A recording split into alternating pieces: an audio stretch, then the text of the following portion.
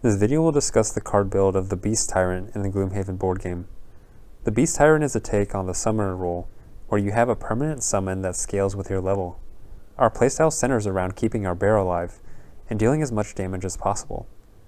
The Beast Tyrant has multiple command abilities that will direct the bear to make a good decision, rather than running off on its own.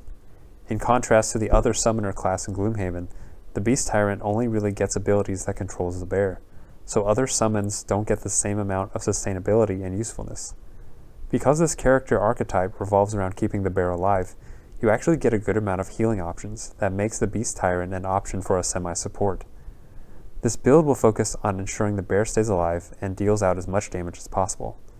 When taking cards, we want to be cognizant of the fact that we are starting out with 10 cards, so 5 should be good bottom actions and 5 should be good top actions. Here are the cards I would take at each level. Level 2. We have a choice between a good command card and a ranged attack for our primary character. I think Energizing Strike is the better overall card for the good attack and strengthen. The bottom also has a global heal, which is kind of crazy. Take Energizing Strike. Level 3. Unstoppable Beast is an upgrade of the Forceful Swipe level 1 card. The bottom is also a very useful move 5 for our primary character, which are somewhat lacking. I would take this card over the Vicious Ally summon, but the bottom attack on Vicious Ally is tempting. Level 4. I like both of these cards. Punch Through is the more offensive option, and Ancient Ward the more defensive option. I think this choice comes down to your party composition and how much you really need the extra healing. I think my default choice is the offensive option with Punch Through. The +1 attack on all commands can combo really well with some cards, and the Pierce from the top attack can be very useful in certain situations. Level 5. Stone Sigil is an interesting concept as a tanky type summon.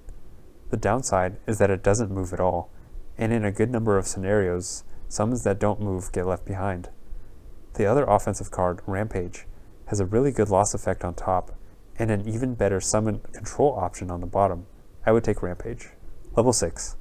Primal Blessing is a card I would maybe take as a primary support, but Blood Hunger is a much better card. It is a bottom attack with a heal that helps the bear with sustainability. I would take Blood Hunger. Level 7. At level 7, I'm looking at the top of Tyrannical Force versus the bottom of Storm Sigil.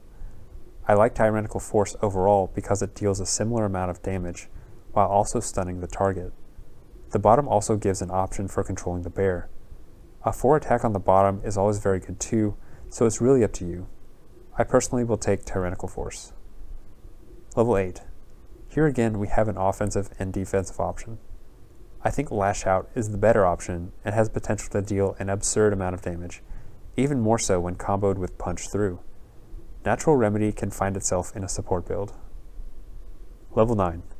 Tribal Sigil would be a good addition to a summon build, but the Beast Tyrant's non-mobile summons just aren't that strong. We want to focus on the bear, and therefore the Jaws of Death and its insta-kill is the much better pick.